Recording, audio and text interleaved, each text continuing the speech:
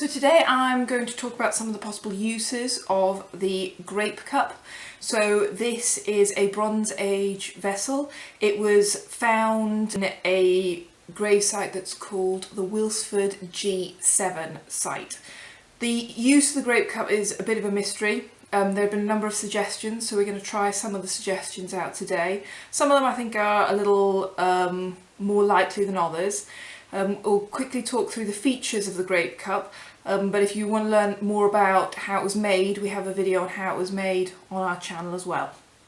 So it has these little bubbles all over it. These little bubbles are what gives it its name of Grape Cup. It was archaeologists who named the cup a Grape Cup.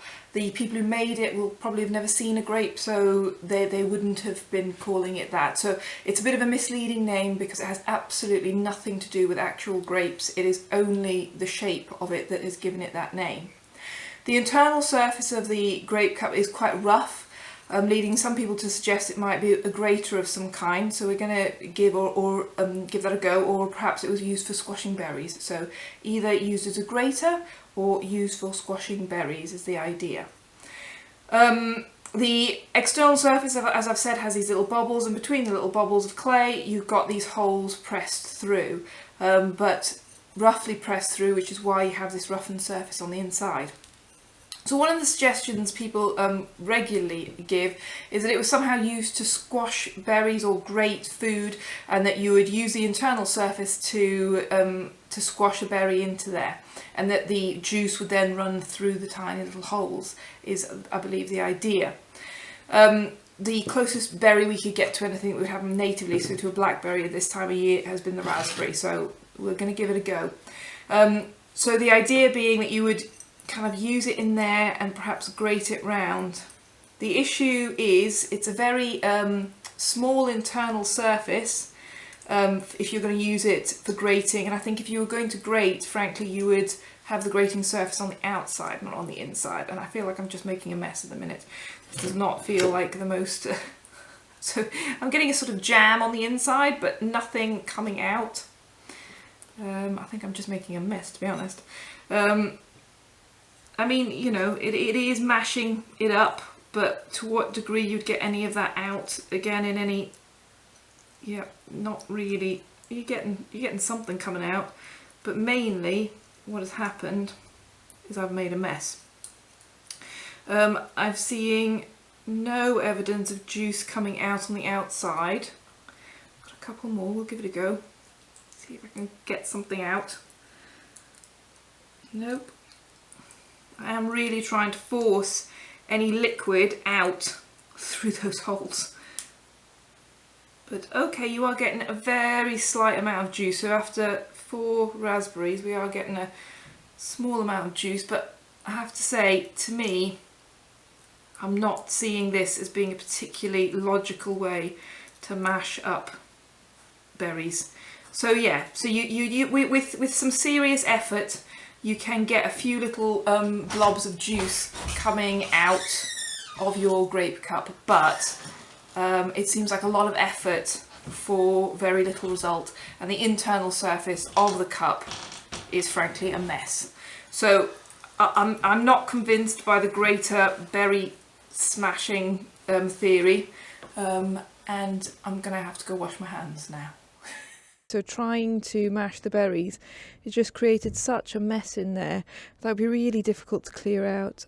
I find it very hard to believe that this was the use of it. It's just it's such a mess in there that the chances are we're probably just going to refire it to try and clear out the inside.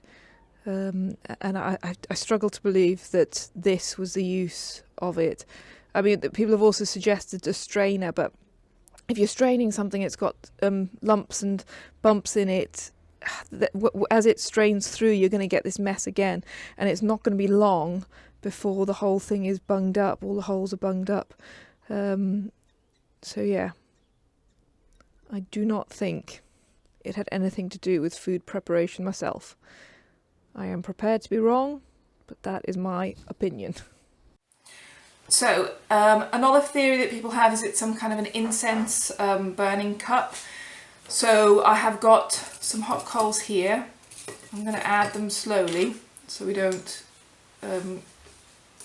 get any kind of shock on the pot.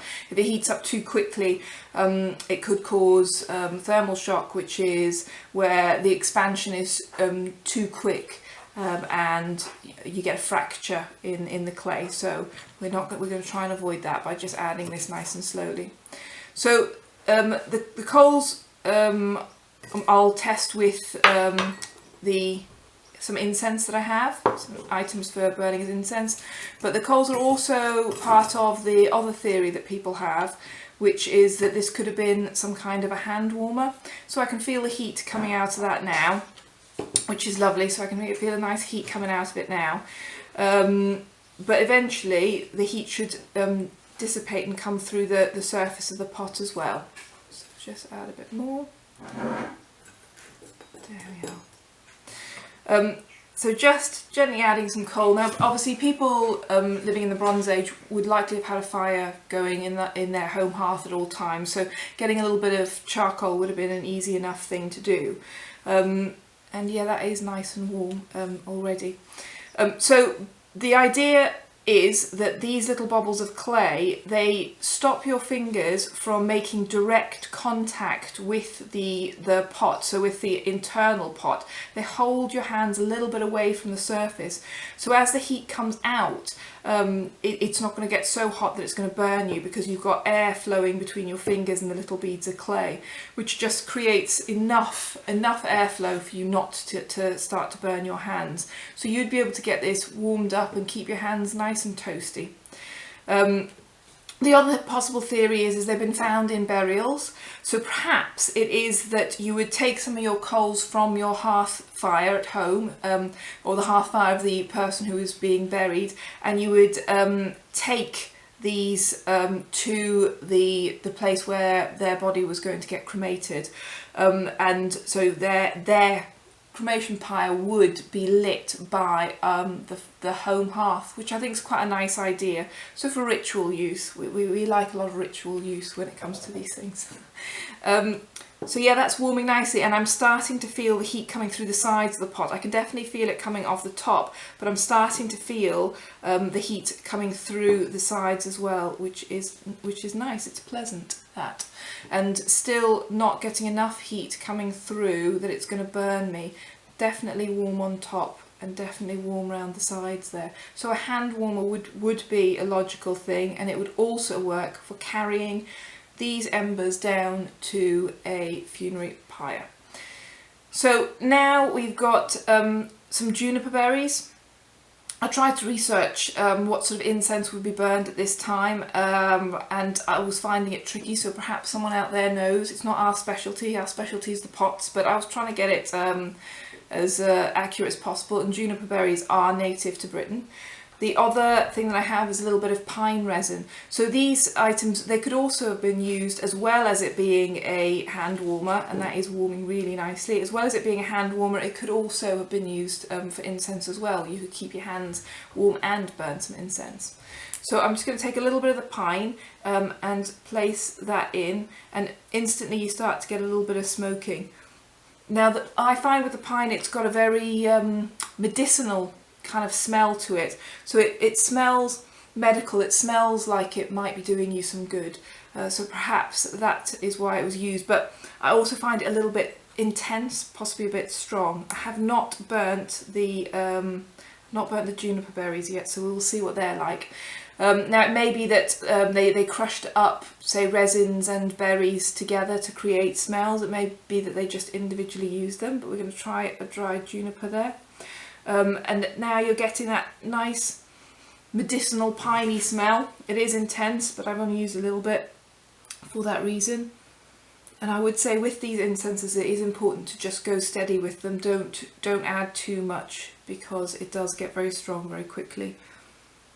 Honey is another item that would have been used. See, I'm starting to get a slightly sweeter smell from the juniper. It's fallen in a not particularly helpful place.